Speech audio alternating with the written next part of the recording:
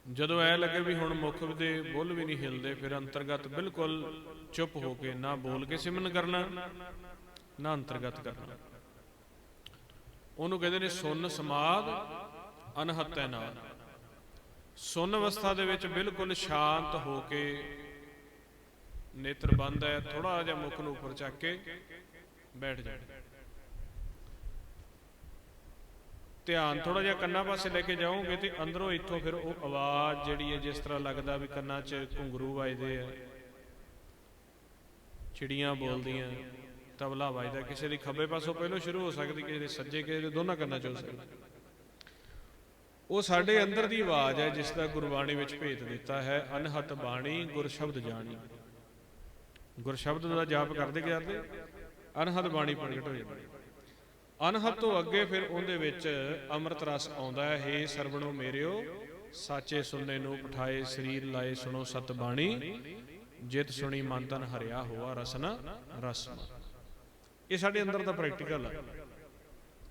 ਫਿਰ ਅੰਦਰੋਂ ਜਦੋਂ ਵਿਸਮਾਦ ਬਣਦਾ ਹੈ ਸਿਮਰਨ ਕਰਕੇ, ਜਦੋਂ ਅੰਦਰੋਂ ਰਸ ਪੈਦਾ ਹੁੰਦਾ, ਸਿਮਰਨ ਕਰਕੇ ਜਦੋਂ ਅੰਦਰੋਂ ਅਨਹਦ ਪੈਦਾ ਹੁੰਦਾ ਤਾਂ ਸਾਡੇ ਸੁਭਾਅ ਦੇ ਵਿੱਚ ਤਬਦੀਲੀ ਆਉਂਦੀ ਹੈ, ਨਹੀਂ ਤਾਂ ਨਹੀਂ ਆਉਂਦੀ।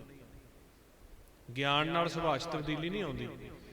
ਗਿਆਨ ਮੈਂ ਤੁਹਾਨੂੰ ਕਹਿਤਾ ਵੀ ਕਲੇਸ਼ ਨਹੀਂ ਕਰਨਾ ਚਾਹੀਦਾ, ਕ੍ਰੋਧ ਨਹੀਂ ਕਰਨਾ ਚਾਹੀਦਾ, ਇੱਥੋਂ ਤੁਸੀਂ ਸਿੱਖ ਕੇ ਚਲੇ ਗਏ, ਠੀਕ ਹੈ ਅੱਜ ਤੋਂ ਬਾਅਦ ਮੈਂ ਕ੍ਰੋਧ ਨਹੀਂ ਕਰਦਾ। ਘਰ ਜਾ ਕੇ ਕਿਸੇ ਨੇ ਇੱਕ ਵਾਰ ਬਚਨ ਚੋਟ ਕੀਤੀ, ਦੂਜੇ ਨੇ ਕੀਤੀ, ਗਿਆਨ ਖਤਮ ਹੋ ਜਾਏਗਾ, ਉਸੇ ਟਾਈਮ ਕ੍ਰੋਧ ਆ ਜਾਏਗਾ। ਗਿਆਨ ਨਹੀਂ ਰੋਕਦਾ ਮਨ।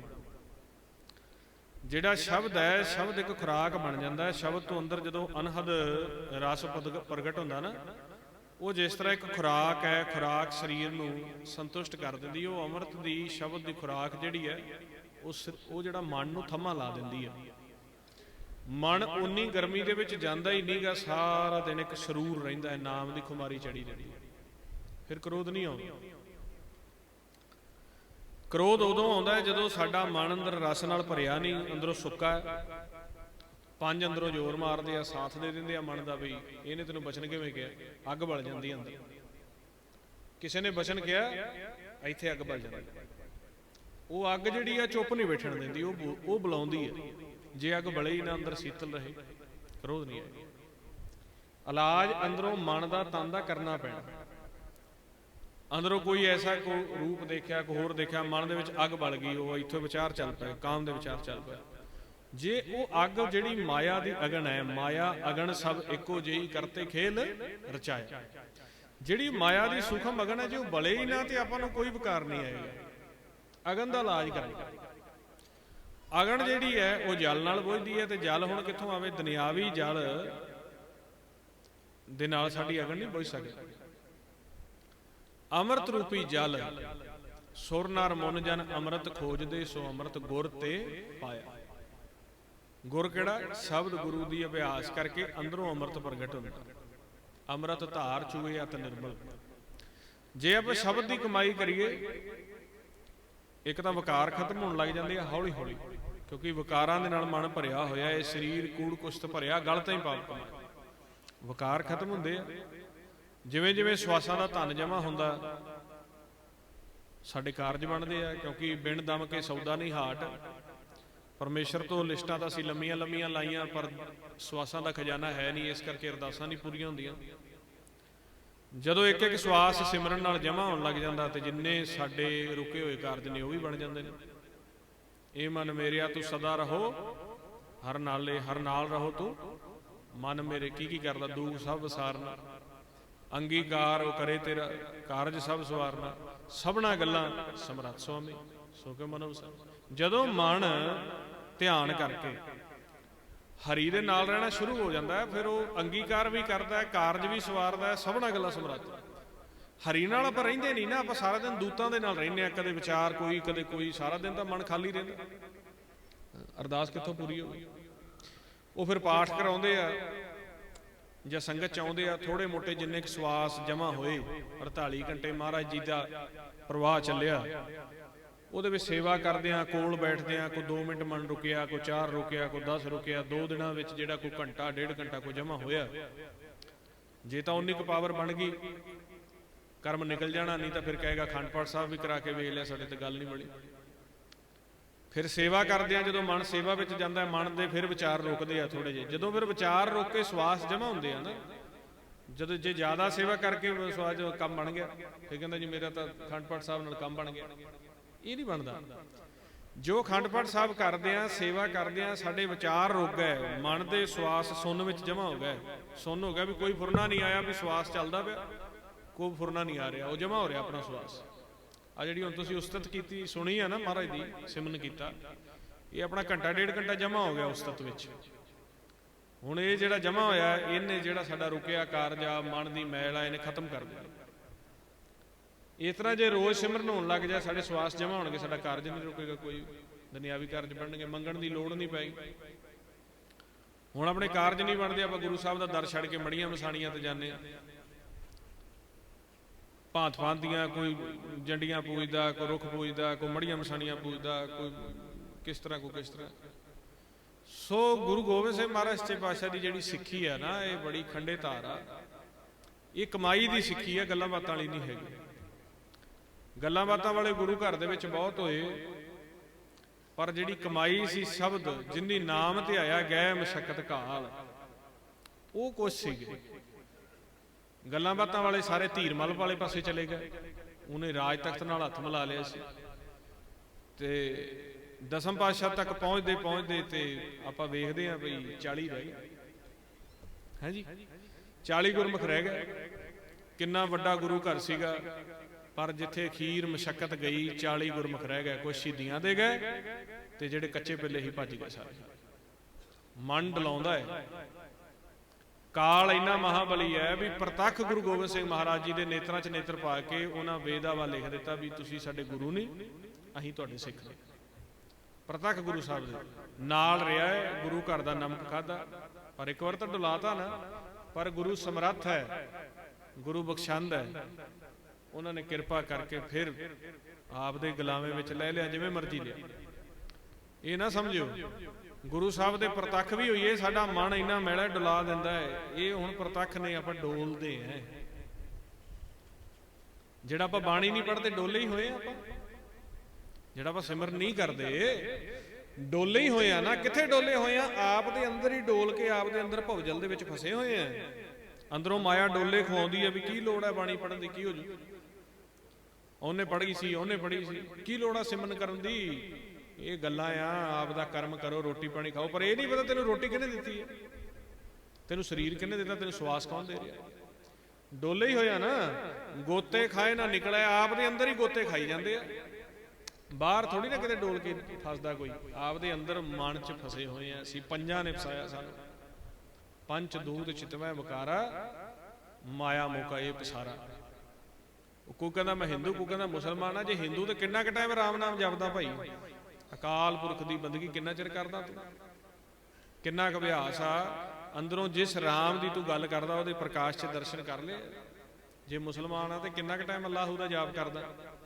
ਸਿਰਫ ਗਿਆਨ ਦੇ ਹਿੰਦੂ, ਗਿਆਨ ਦੇ ਸਿੱਖ, ਗਿਆਨ ਦੇ ਮੁਸਲਮਾਨ, ਕਰਨਾ ਕੁਛ ਨਹੀਂ। ਲੜਾਈ ਕਰਨੀ ਆ, ਵਿਚਾਰਾਂ ਦਾ ਟਕਰਾਅ ਕਰਨਾ।